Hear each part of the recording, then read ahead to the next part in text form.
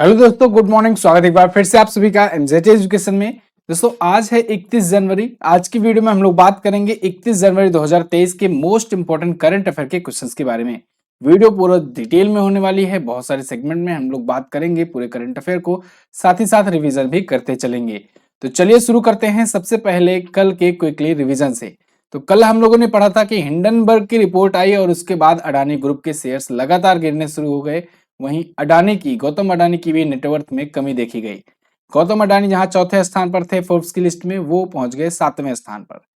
Australian open के पुरुष एकल का खिताब नोवाक जोकोविच ने जीत लिया है। 10वीं बार इन्होंने खिताब जीता है। कमेंट बॉक्स में मुझे बताइए महिला एकल का खिताब किसने जीता। कल ही बताया था आपको। और अभी हाल ही में दोस्तों सी फील्ड्स द वर्ल्ड प्रोग्राम शुरू किया पेप्सिको फाउंडेशन ने। और भारत ने पाकिस्तान को सिंधु नदी जल समझौते पर संधि में संशोधन करने के लिए 90 दिन के भीतर भीतर मीटिंग करने के लिए एक नोटिस भेजा है। और अभी हाल ही में भारतीय अमेरिकी अंतरिक्ष यात्री राजाचारी को यूएस वायुसेना के ब्रिगेडियर जनरल पद से नामित किया गया है। इसके अलावा तेलंगाना राज्य में लड़कियों के लिए प्रोजेक्ट एस्पिरेशन लॉन्च किया गया। वही छत्तीसगढ़ राज्य नवाचार आयोग का गठन किया है। और यूनेस्को ने यूक्रेन के ओडेसा को डेंजर साइट में एक विश्व धरोहर घोषित किया है। ओडेसा वहां का एक सिटी है। और वहीं आईसीसी और एनआईयूएम ये दोनों मिलकर के क्रिकेट को बढ़ावा देने के लिए, खास करके डिजिटल क्रिकेट को बढ़ावा देने के लिए next in global hackathon launch किए हैं। अंडर 19 का महिला टी20 वर्ल्ड कप जीत लिया है भारत ने। पहला संस्करण था, पहली बार भारत ने ही जीत लिया। ठीक है, तो ये टॉप 10 करंट अफेयर के क्वेश्चन थे कल की वीडियो से, जिनका आपने किया क्विकली रिवीजन 1 मिनट में। अब बात करेंगे आज की करंट अफेयर। तो बहुत ही ध्यान से देखिएगा, काफी इंपॉर्टेंट क्वेश्चन आए हुए हैं। तो पहला क्वेश्चन, 30 जनवरी 2023 को किस महापुरुष की पुण्यतिथि पर शहीद दिवस मनाया गया। तो देखो 30 जनवरी को मनाया जाता है शहीद दिवस महात्मा गांधी जी की याद में। 30 जनवरी के ही दिन दोस्तों 1948 में 1948 में नाथूराम विनायक गोडसे नाम के एक व्यक्ति ने इनकी हत्या कर दी थी। तो महात्मा गांधी जी की पुण्यतिथि के अवसर पर हम लोग मनाते हैं शहीद दिवस। अच्छा, शहीद दिवस दोस्तों 2 बार मनाया जाता है भारत में। एक तो मनाया जाता है 23 मार्च को भी। 23 मार्च को मनाया जाता है इसलिए क्योंकि उस दिन भगत सिंह, राजगुरु और सुखदेव जी को 1931 में फांसी दी गई थी। तो उनकी याद में भी मनाते हैं हम लोग शहीद दिवस 23 मार्च को भी। और एक शहीद दिवस मनाते हैं हम लोग महात्मा गांधी जी की पुण्यतिथि पर। दोस्तों हम ही नहीं मनाते, दुनिया भर के 15 से ज्यादा देश जो है ये भी मनाते हैं 30 जनवरी को शहीद दिवस। यानी कि कहें हम लोग एक प्रकार से ये अंतरराष्ट्रीय शहीद दिवस भी है। अच्छा, 30 जनवरी को होता क्या है। तो 30 जनवरी को दोस्तों महात्मा गांधी जी का जो समाधि स्थल है राजघाट, दिल्ली में है स्थित। तो इस राजघाट पर भारत के राष्ट्रपति, उपराष्ट्रपति, प्रधानमंत्री, रक्षा मंत्री, साथ ही साथ भारतीय सेना, वायुसेना और नौसेना प्रमुख, ये सभी लोग वहां पर इकट्ठा होते हैं और यहाँ पर महात्मा गांधी जी की समाधि पर श्रद्धांजलि अर्पित करते हैं। बाकी राज्यों में सभी राज्य के मुख्यमंत्री वगैरह सब अपने अपने राज्यों में शोक सभाओं का आयोजन करते हैं, 2 मिनट का मौन रखते हैं और उसके बाद फिर गांधी जी को श्रद्धांजलि देते हैं। ठीक है, तो इस प्रकार से हम लोग यहाँ पर इस इवेंट को ऑर्गेनाइज करते हैं। तो राजघाट याद रखिएगा महात्मा गांधी जी की समाधि स्थल का नाम है। और वहीं विजय घाट किसकी समाधि स्थल का नाम है, जो हमारे पूर्व प्रधानमंत्री थे लाल बहादुर शास्त्री जी, उनकी समाधि स्थल को कहते हैं। ठीक, आगे बढ़ते हैं। अब जनवरी महीने के इंपॉर्टेंट डेज। 1 जनवरी को दोस्तों हम लोगों ने मनाया डीआरडीओ स्थापना दिवस। 4 को विश्व ब्रेल दिवस। 9 जनवरी को प्रवासी भारतीय दिवस। 10 जनवरी को विश्व हिंदी दिवस। 12 जनवरी को राष्ट्रीय युवा दिवस। 15 जनवरी को भारतीय सेना दिवस। 23 जनवरी को पराक्रम दिवस। 24 जनवरी को अंतर्राष्ट्रीय शिक्षा दिवस। 24 को ही राष्ट्रीय बालिका दिवस। 25 जनवरी को राष्ट्रीय मतदाता दिवस। 25 जनवरी को राष्ट्रीय पर्यटन दिवस। 26 जनवरी को अंतर्राष्ट्रीय सीमा शुल्क दिवस। इसके अलावा 30 जनवरी को ही एक और दिवस मनाया जाता है, उसको मैं कल की वीडियो में आपको बताऊंगा कवर करके। महात्मा गांधी जी की ही पुण्यतिथि पर मनाया जाता है विश्व कुष्ठ रोग दिवस। विश्व कुष्ठ रोग दिवस। ठीक है, कल इसके बारे में हम लोग बात करेंगे अच्छे से। आगे देखते हैं। हॉकी विश्व कप 2023 के फाइनल का खिताब किसने जीता है, ये भी बहुत ही इंपॉर्टेंट क्वेश्चन है। देखो हॉकी वर्ल्ड कप हो रहा था ओडिशा में, ठीक है ना, ओडिशा में हो रहा था, 15वां संस्करण था और इसको जीत लिया है जर्मनी ने। जर्मनी की टीम ने बेल्जियम को हरा करके जीत लिया है। वैसे बेल्जियम जो है ये चैंपियन थी यहां पर पिछली बार की, तो ये आई थी, लेकिन इसको हरा दिया जर्मनी ने। तो बेल्जियम जो कि चैंपियन थी, पिछली बार की विजेता थी, 2018 वाली जो वर्ल्ड कप हुआ था उसकी विजेता थी, उसको हरा करके जर्मनी ने जीत लिया है। जर्मनी का ये तीसरा खिताब है। अच्छा, 2018 वाला भी आयोजन ओडिशा में ही किया गया था, ये भी आप ध्यान रखिएगा। 2018 में भी ओडिशा में हुआ था और 2023 में भी ओडिशा में ही आयोजित हुआ। जर्मनी का ये तीसरा खिताब था। यहाँ पर आप देख पाओगे Germany beat Belgium 5-4 in sudden death shootout. अच्छा, इसको भी पेनाल्टी शूट आउट में हराया गया। आपको याद होगा भी कुछ दिन पहले फीफा वर्ल्ड कप हुआ था। फीफा वर्ल्ड कप का भी जो रिजल्ट आया था ना, वो पेनाल्टी शूट आउट से आया था, याद है ना। अर्जेंटीना ने फ्रांस को पेनाल्टी शूट आउट में हराया था, ठीक है, और फीफा वर्ल्ड कप जीत लिया था। यहां पर भी ऐसे हुआ, जर्मनी ने बेल्जियम की टीम को हराया पेनाल्टी शूट आउट में। एक और चीज मैं आपको लिंक करता हूं, पिछली बार देखो फ्रांस विजेता था फीफा वर्ल्ड कप का, और उसको हराया किसने? अर्जेंटीना की टीम ने। यहां पर देखो पिछली बार बेल्जियम था विजेता इसका हॉकी विश्व कप का, और हराया किसने? जर्मनी ने। यानी पिछली बार की विजेता इस बार उप विजेता इसमें भी रही, और उसमें भी पिछली बार की विजेता इस बार उप विजेता है। क्लियर? सिमिलरिटीज आप कनेक्ट कर सकते हैं। चलिए, तो भुवनेश्वर और राउरकेला, दो शहरों में, उड़ीसा के दो शहरों में ये आयोजित किया गया। राउरकेला में फाइनल हुआ, और ये हुआ बिरसा मुंडा अंतरराष्ट्रीय हॉकी स्टेडियम में, अंतरराष्ट्रीय हॉकी स्टेडियम में, ठीक है, स्टेडियम में। और ये क्या है? ये भारत का सबसे बड़ा अंतरराष्ट्रीय हॉकी स्टेडियम है, ठीक है, भारत का सबसे बड़ा अंतरराष्ट्रीय हॉकी स्टेडियम है। 15वां संस्करण था, 13 जनवरी से 29 जनवरी तक आयोजित हुआ। उड़ीसा वह राज्य है दोस्तों जो भारतीय पुरुष और महिला हॉकी टीम को 10-10 साल के लिए स्पॉन्सर करता है।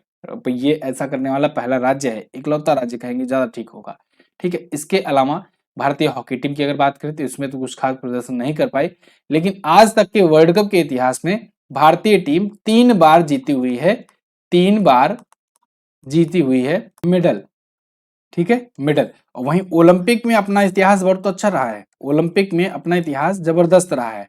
हम लोगों ने ओलंपिक में 8 गोल्ड जीते हैं हॉकी में, इसके अलावा 1 सिल्वर जीते हैं हॉकी में, इसके अलावा 2 ब्रॉन्ज जीते हैं हॉकी में। ये क्वेश्चन आपसे पूछा जा सकता है कि हम लोगों ने हॉकी में ओलंपिक्स में सबसे ज्यादा मेडल जीते हैं, ठीक है, कितना जीते हैं? टोटल मेडल जीते हैं 11 अभी तक ओलंपिक्स में। एक्चुअली में पहले भारत लगातार जीता करता था। आप अगर मैं एक मूवी रिकमेंड करूंगा, गोल, देखिएगा, मूवी अक्षय कुमार की है। और जब भारत पाकिस्तान एक हुआ करता था, ठीक है, मतलब आजादी से पहले, तो उस टाइम की टीम जबरदस्त थी। उस टाइम लगातार 2-3 बार लगातार भारत ने गोल्ड जीता था। तो फिलहाल 8 गोल्ड, 1 सिल्वर और 2 ब्रॉन्ज हम लोग हॉकी में जीते हुए हैं ओलंपिक्स में, ठीक है। लेकिन यहाँ पर वर्ल्ड कप की बात हो रही है, उसमें हम लोग 3 बार ही मेडल अभी तक जीते हैं। आगे बढ़ते हैं, देखते हैं अगला क्वेश्चन। चेक गणराज्य के नए राष्ट्रपति कौन बने? तो दोस्तों चेक गणराज्य के नए राष्ट्रपति बन गए हैं पेट्र पावेल। कौन? Petr Pavel. एक और इंटरेस्टिंग बात, बने तो हैं ये प्रेसिडेंट, इनका इतिहास बड़ा अच्छा है। ये नाटो के अध्यक्ष रह चुके हैं, ठीक है, नाटो के अध्यक्ष रह चुके हैं। और नाटो तो आप जानते ही हो, नॉर्थ अटलांटिक ट्रीटी ऑर्गेनाइजेशन, दुनिया भर के 30 सबसे ताकतवर देशों का एक ग्रुप है, एक सैन्य संगठन है, ठीक है, एक सैन्य संगठन है नाटो, और उसके अध्यक्ष थे ये, ठीक है, पेट्र पावेल। और इन्होंने राष्ट्रपति पद का चुनाव जीत लिया है चेक गणराज्य में, चेक रिपब्लिक में। देखोगे आप, द हिंदू का आर्टिकल है, retired general Pavel wins election to become चेक प्रेसिडेंट। इनको 58.2% वोट मिला, जबकि इनके विपक्ष में खड़े थे आंद्रेज बेपिस, इन्होंने 42.8% वोट हासिल किया है। चलिए अब चेक गणराज्य आया है, देखते हैं वर्ल्ड मैप में है कहां पर। तो वर्ल्ड मैप में आप देखोगे ये रहा अपना प्यारा भारत। यहां से हम लोग पहुंचेंगे कहां पर? यूरोपियन कंट्रीज की तरफ, यूरोपियन कॉन्टिनेंट में पहुंचेंगे। तो यहां पर आपको बीच में ही दिख जाएगा, ऑस्ट्रिया के पास में एक देश दिखेगा, यहां पर ये रहा, ये जो सेचेजिया के नाम से लिखा गया है, एक्चुअली में इसे चेक गणराज्य भी कहते हैं, चेक रिपब्लिक कहते हैं। इसकी जो कैपिटल होती है वो होती है पराग। क्या होती है? पराग होती है इसकी capital.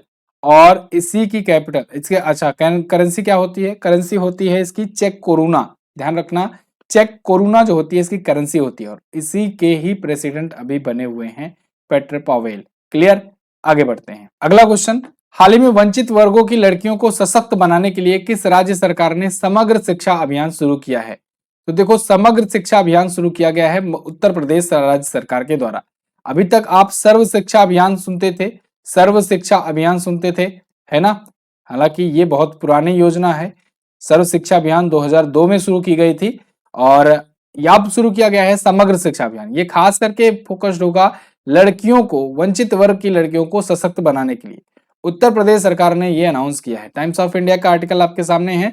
UP government launches campaign to empower under privilege girls. ऐसी वंचित वर्गों की लड़कियों, बेटियों को सक्षम और आत्मनिर्भर बनाने के लिए शुरू किया गया है। इस अभियान के तहत राज्य के जो सभी 746 कस्तूरबा गांधी आवासीय बालिका विद्यालय हैं, इसमें लड़कियों की सुरक्षा के लिए आरोहिणी पहल प्रशिक्षण कार्यक्रम के तहत एक ये शुरू किया जा रहा है कार्यक्रम या कहें अभियान, समग्र शिक्षा अभियान। इसे 3 स्टेज में पूरा किया जाएगा। उत्तर प्रदेश सरकार इसको कर रही है। तो यूपी के बारे में आप जानोगे तो यूपी आप देख पाओगे इंडिया के मैप में यहां पर है। उत्तर प्रदेश, सीएम योगी आदित्यनाथ, राजधानी लखनऊ, आनंदीबेन पटेल यहाँ की गवर्नर है। बाकी डिटेल्स तो आप रोज पढ़ते ही हो, मैं आपका कुछ और रिवीजन करवाता हूं आज। आपको याद होगा, अभी मैंने आपको कुछ दिन पहले ही बताया कि यूपी के महोबा जिले में प्रकृति और पक्षी महोत्सव आयोजित किया गया। उत्तर प्रदेश ने दोस्तों अभी हाल ही में टॉप मेट्रो सिटीज को पीछे छोड़ते हुए ऑनलाइन गेमिंग में टॉप पोजीशन हासिल की है। ऑनलाइन गेमिंग में ये टॉप पर रहा है इस बार। इसके अलावा दोस्तों मकर संक्रांति के अवसर पर यहाँ पर खिचड़ी त्योहार मनाया गया, ठीक है। वहीं पंजाब और हरियाणा वगैरह में लोहड़ी मनाया गया जब, ठीक है। इसके अलावा आपको पता होगा प्राइम मिनिस्टर नरेंद्र मोदी जी ने वाराणसी में एक गंगा विलास क्रूज, एमवी गंगा विलास क्रूज, इसको हरी झंडी दिखाई। ये भी यूपी में ही तो पड़ता है, यूपी के वाराणसी से असम तक गया था ये, ठीक है। ये क्रूज लग्जरियस क्रूज है। इसके अलावा उत्तर प्रदेश सरकार ने ही ग्लोबल सिटी अभियान शुरू किया, यूपी ग्लोबल सिटी अभियान। लखनऊ में ही अभी एससीआर सिस्टम लागू किया जा रहा है। एससीआर क्या? स्टेट कैपिटल रीजन के रूप में लखनऊ को और ज्यादा डेवलप किया जा रहा है। जैसे दिल्ली एनसीआर है, उसी तर्ज पर लखनऊ एससीआर होगा। इसके अलावा लखनऊ में ही भारत की पहली नाइट सफारी खोली जाएगी, नाइट सफारी खोली जाएगी। नोएडा में लक्ष्मी सिंह को बनाया गया है पहली महिला पुलिस कमिश्नर, उत्तर प्रदेश की पहली महिला पुलिस कमिश्नर होंगी। ये सभी क्वेश्चंस आप यूपी स्पेशल से याद रखेंगे। आगे बढ़ते हैं। अगला, हाल ही में राष्ट्रीय खनिज विकास निगम एनएमडीसी के ब्रांड एम्बेसडर कौन बनाए गए? तो एनएमडीसी ने अपना ब्रांड एम्बेसडर अभी हाल ही में बनाया है निखत जरीन को। निखत जरीन दोस्तों एक ये चैंपियन है, बॉक्सिंग चैंपियन है, और इनको देखोगे आप, इनको बनाया गया है ब्रांड एम्बेसडर, ठीक है, एनएमडीसी का।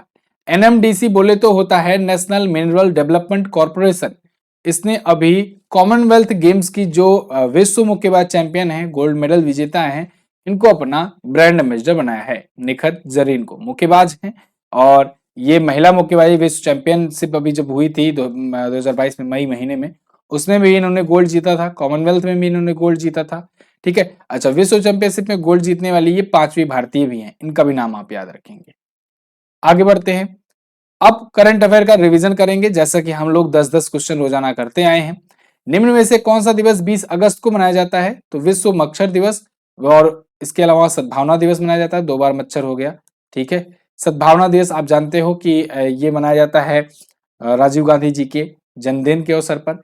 केंद्रीय गृह सचिव अजय भल्ला को कितने महीने का सेवा विस्तार दिया गया? 1 सालों का। गुरदीप रंधावा को किस देश में भारतीय समुदाय के पहले प्रतिनिधि के रूप में चुना गया? जर्मनी में। सिप रॉकेट भारत की कौन सी भी यूनिकॉर्न कंपनी बनी है? 106वीं यूनिकॉर्न कंपनी बनी है।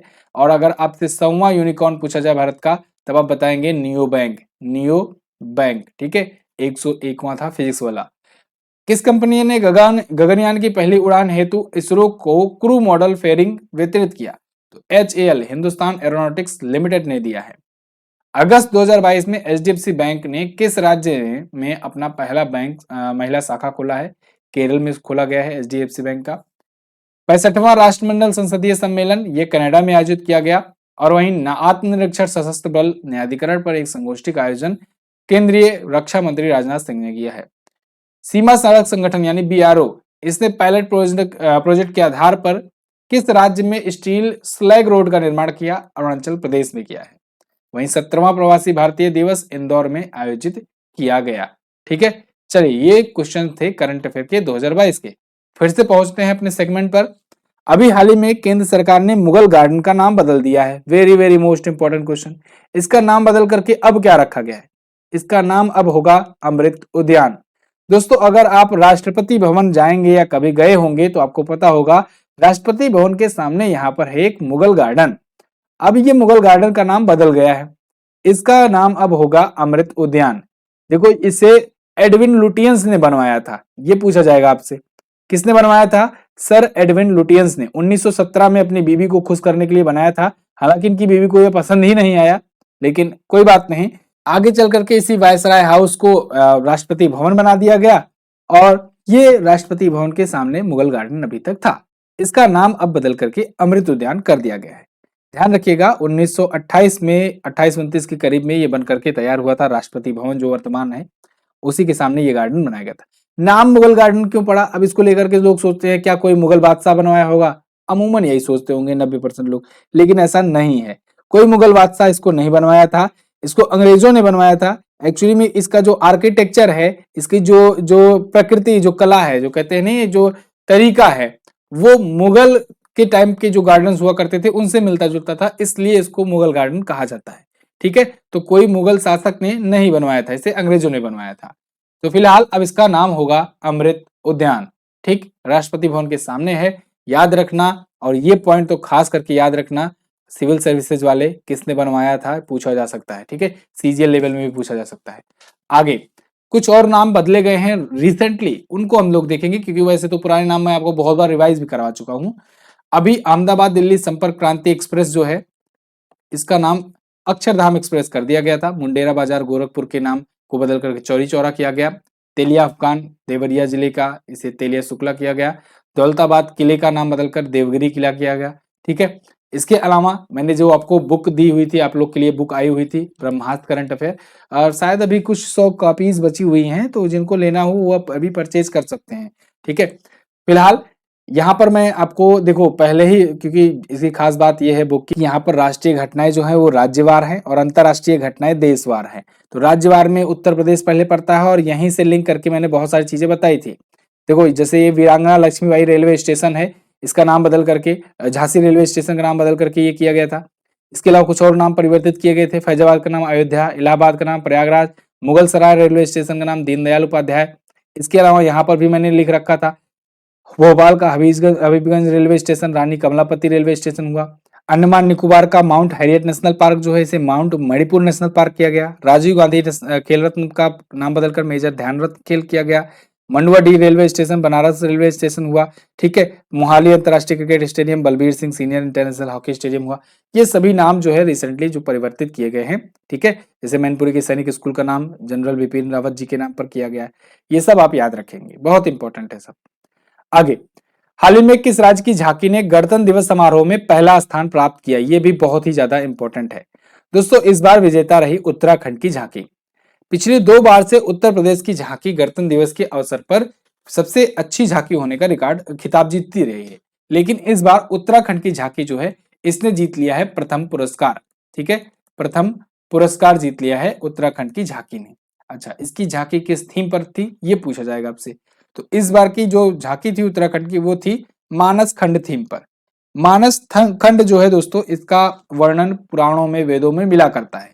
खास करके स्कंद पुराण में मानस खंड के बारे में बताया गया है। तो मानस खंड की झांकी जो कहें कि उत्तराखंड की झांकी थी, इसे देश में प्रथम स्थान मिला हुआ है गणतंत्र दिवस की सर्वश्रेष्ठ झांकी के पुरस्कारों में। पिछले 2 बार से यूपी जीतता आया था। आगे बढ़ते हैं। हाल ही में कहां पर खादी उत्सव 2023 का उद्घाटन किया गया? तो खादी उत्सव 2023 दोस्तों ये मुंबई में आयोजित किया जा रहा है। इसकी शुरुआत हो चुकी है। ये केवीआईसी के द्वारा, केवीआईसी यानी खादी ग्रामोद्योग आयोग के द्वारा आयोजित किया जा रहा है, खादी को बढ़ावा देने के लिए भारत में। ठीक है, तो ये 27 जनवरी से शुरू हुआ है, 24 फरवरी तक चलेगा। कहां पर? मुंबई में, महाराष्ट्र में। खादी और ग्रामोद्योग आयोग के अध्यक्ष हैं मनोज कुमार जी। इसकी स्थापना हुई थी 1956 में। अच्छा, आगे बढ़ूं उसके पहले एक जगह मैं थोड़ा सा आपको वो नोटिफाई करना चाहूंगा दोस्तों। लोको पायलट का जो बैच चल रहा है ना, शताब्दी बैच, इसमें एडमिशन अभी चालू है। अगर आपने शताब्दी बैच नहीं ज्वाइन किया है, इसको ज्वाइन कीजिए। इसमें वीडियोज आनी शुरू हो चुकी हैं, लगातार डेली क्लासेस हो रही हैं और अभी बहुत ही परफेक्ट मौका है। अभी के लिए अगर आप ज्वाइन करते हो तो अभी एक तो आपको डिस्काउंट मिल जाएगा। ठीक है, ऑफर्स अभी भी एक्सटेंड किए गए हैं आप लोग की रिक्वेस्ट पर। दूसरी चीज ये कि शताब्दी बैच ज्वाइन करने का अभी बहुत ही परफेक्ट टाइम है, क्योंकि वैकेंसीज जल्द ही शो हो जाएंगे और जैसे ही वैकेंसी शो होती है तो उसके बाद आपके पास समय बहुत कम बचेगा। तो ऐसे में डेली क्लासेस आ रही हैं और खास करके आप लोग के रिक्वेस्ट पर मैंने साइंस की ही क्लासेस शुरू की है सबसे पहले। तो साइंस क्लास डेली वहां पर आप पढ़िए। और एक और चीज उसमें है कि आपको ना जो चैप्टर पढ़ाया जाएगा, एक दिन में एक चैप्टर पढ़ाया जाएगा, वो चैप्टर आपको जिंदगी में कभी दोबारा नहीं पढ़ना पड़ेगा। ठीक है, तो ये मकसद से पढ़ाया जा रहा है। तो आप जाकर के बैच ज्वाइन कर सकते हैं। उसी बैच में जो भी वीडियोज आती हैं उस वीडियोज को अच्छे से डिटेल में बढ़ाया भी जाता है। एंड में उसी का प्रैक्टिस भी कराया जाता है सेम वीडियो में। तो इस वजह से आपको वो चैप्टर दोबारा नहीं पढ़ना पड़ेगा। ठीक है ना, तो आप ज्वाइन कर सकते हो एमजेटी ऐप पर जाकर के एलपी बैच। हाल ही में किस राज्य या केंद्र शासित प्रदेश ने स्कूल शिक्षकों के लिए जीवन विद्या शिविर का आयोजन किया? तो दोस्तों अभी हाल ही में दिल्ली सरकार ने दिल्ली में स्कूल शिक्षकों के लिए, जो स्कूल के जो टीचर्स होते हैं, उनके लिए जीवन विद्या शिविर का आयोजन किया है। यहां पर आप देख पाओगे Jeevan Vidya Shivir organize for Delhi government school teachers. ठीक है, तो वहां के टीचर्स को ट्रेन करने के लिए एक प्रकार से ये शुरू किया गया है। तो दिल्ली के त्यागराज स्टेडियम में Delhi state council of education research and training के त्यागराज स्टेडियम में आयोजित किया गया है। इसमें 4000 से ज्यादा शिक्षक ने हिस्सा लिया। 28 जनवरी से 1 फरवरी तक ये कार्यशाला में भाग लेंगे। दिल्ली सरकार जो अपने एजुकेशन सिस्टम की वजह से ज्यादा जानी जाती है। तो दिल्ली में देखो, आपको याद होगा हॉबी हब ये किसने शुरू किया? दिल्ली सरकार ने शुरू किया। देश के मेंटर प्रोग्राम याद होगा, देश के मेंटर प्रोग्राम याद होगा, इसको किसने शुरू किया? दिल्ली सरकार ने शुरू किया। सोनू सूद को इसका ब्रांड एम्बेसडर बनाया गया था। सोनू सूद को ब्रांड एम्बेसडर बनाया गया था। ये चीजें आप याद रखेंगे। अगला, हाल ही में प्राइम मिनिस्टर नरेंद्र मोदी ने एनसीसी के स्थापना दिवस के उपलक्ष्य में कितने रुपए का स्मारक सिक्का जारी किया? तो दोस्तों पीएम मोदी ने अभी 75 रुपए का स्मारक सिक्का जारी किया है एनसीसी की स्थापना दिवस के उपलक्ष्य में, एनसीसी की वर्षगांठ के उपलक्ष्य में। एक्चुअली में एनसीसी जो है ना, नेशनल कैडेट कॉर्प्स जो है, इसके 75 वर्ष हो गए हैं पूरे, और इनको सेलिब्रेट करते हुए 75 रुपए की मूल्य वाला सिक्का, स्मारक सिक्का जारी किया है प्राइम मिनिस्टर नरेंद्र मोदी जी ने। ठीक है, नेशनल कैडेट कॉर्प्स जिसकी स्थापना 1948 को हुई थी। इसके महानिदेशक हैं lieutenant general Gurbir Pal Singh ji. Clear, ये थे टॉप 10 क्वेश्चन आज की करंट अफेयर से। चलिए फिलहाल कल के क्वेश्चंस की बात करते हैं। कल हम लोगों ने आपसे पूछा था कि विश्व में सबसे अधिक तटीय सीमा वाला देश कौन सा है, तो आप बताए थे कनाडा। सबसे ज्यादा तटीय सीमा वाला राज्य कौन सा है? गुजरात। बीसीसीआई के वर्तमान अध्यक्ष रोजर बिन्नी है। ठीक है, आज आपको क्या बताना है? आज आपको बताना है भारत और पाकिस्तान के बीच सिंधु नदी जल समझौता किस वर्ष में हुआ था पहली बार। इसके अलावा कंवल वन्यजीव अभयारण्य किस राज्य में स्थित है? अच्छा, एक ऐसे ही मिलता जुलता नाम है केवलादेव घाना पक्षी विहार, ये भी बता दीजिएगा। चलिए, तो ये तो है आज के दिन के क्वेश्चंस और आज की करंट अफेयर की वीडियो। कैसी लगी है आप कमेंट करके जरूर बताइए। एमजेटी ऐप पर जाइए, वहीं पर आपको सब कुछ मिलेगा फ्री में, पीडीएफ फ्री में, क्विज और ई बुक्स, वीडियो कोर्सेज, सब कुछ आपको यहीं पर मिलने वाला है।